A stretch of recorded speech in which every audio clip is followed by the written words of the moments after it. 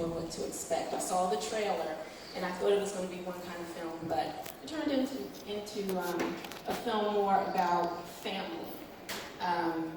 And it's the athleticism was the part that kind of just held the film, so to speak. So what I got certain things out of this film, but what do you want audiences to get out of this film? Okay, well, for me, this track and field is a vehicle to tell a story about a family. So I always was, the thing about being an athlete is, there's a lot of physically talented people out there, and sometimes it really comes down to how focused you can be and where you are at, in your head, which is totally affected by other elements than your workout, etc. So I just wanted to kind of use track as kind of like a physical manifestation and a word for conflict and a reference point. What I wanted to show was a modern Caribbean family, one that was not a kind of a stereotype of, either a rags to riches kind of ghetto story or a story that relied on centering crime. I wanted to tell a story that was more about a modern, kind of middle of the road family, a very normalized reality where one parent is away. It's very normal in the Caribbean and lots of parts of the world where one or both parents are away working, sending back money to families. And I wanted to look at the emotional impact of that. So there's a bunch of things swirling. I mean, a lot of my life is in this. A lot of, my older brother, the older brother is very much inspired by him. I lost my mom, a lot earlier than I thought that would have happened. It always impacted me for a long time, still does. But I was grappling with those feelings, so I wanted to explore a character that had lost his mom, but if he could only achieve something, if he could only do something, he could get back to her. So, that's kind of all I think there was fun. I just wanted to show some more nuanced, kind of complex characters, people that all have faults, but who are you when you fall down? You know what I mean? Who's around you? Yeah, and you totally stole one of the questions that I had. Because I was really, oftentimes when you see movies and you see movies with Jamaican characters, they're usually two-dimensional. The lilt of the patois and locked hairstyles, and it's usually just used as a caricature. So I was really, really pleased to see just how he made these characters real people and not just two-dimensional. Thank you. Yeah, good. With that, we are going to open it up for Q&A. As a matter of fact, I want to do that now. Let's open it up to Q&A because this is really a great opportunity. Does anyone have any questions? Where did I hear I do? Oh, okay. They'll get to you in a minute. He's going to come on with the microphone.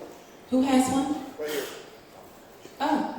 He'll be on the sitting on the back of the stage right now. He's coming around. Thank you. Good evening, everyone. My name is Saulter and Promoture. Thank you very much, bro. That was real good. I saw the trailer at work, and it was much better than I thought it would be. I was really good. I have no disrespect to you. It's just that I just got a glimpse on the trailer, right? Yeah. But I really appreciate this film now when we talk about immigration. Yeah. And it's good to see, regular folks dealing with this issue who are of African descent. Yeah. You know what I'm saying? So I really appreciate that. But since I don't know films and how you make a film, can you please tell me and those who don't know, what does an executive producer do? Because I saw Jada Smith and Will Smith, and I'm like, oh my goodness, right? So what do they do to make these films happen? And thank you again for your work. Yeah, man. Respect. Executive producers usually are attached to raising funding, and not only that, but like attaching other talents and kind of bringing a bigger scope to your work. So how it really came about, our first executive producer, our first investor was Richard Jefferson. He's an NBA veteran, media personality, and he's the one who believed in it first and put some funding behind it. And then the script got to Overbrook, which is Will and Jada's company, and they read it, they loved it, got back to us right away, and were in, they wanted to make it.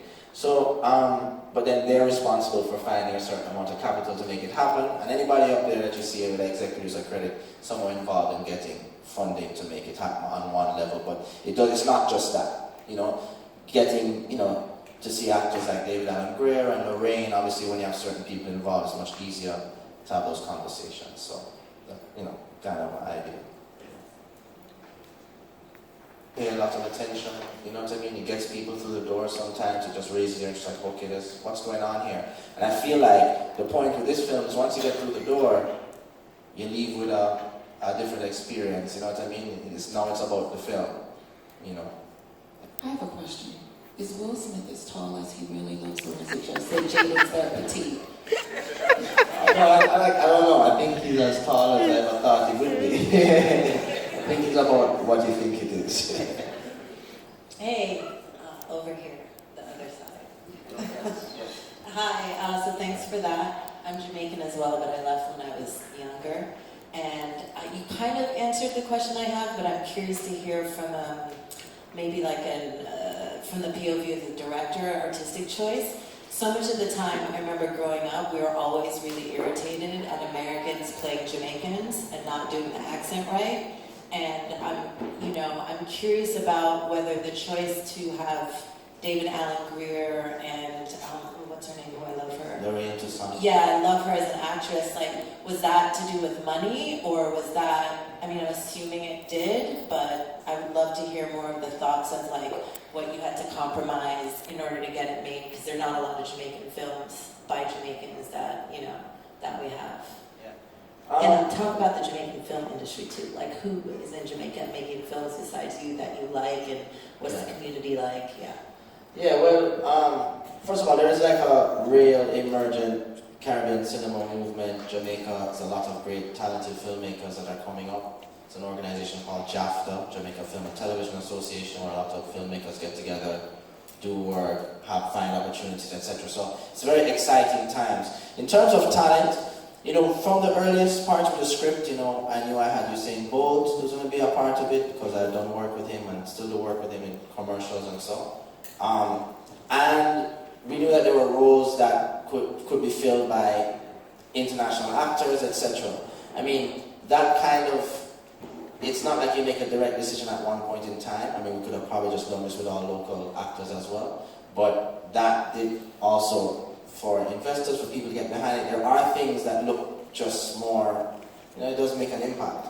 So I obviously had people that weren't full native language speakers, but I tried very hard, and they tried very hard to get it as close as possible. You know what I mean? And also beyond that, it was great to work with David. He's a very funny and energetic dude, keeping us up on set all the time. And it was a joy to make it happen. So, I'm not really mad at that. And I'm just kind of like, this film is creating great momentum, and I feel like it's just another step, and next step. We have a lot to do.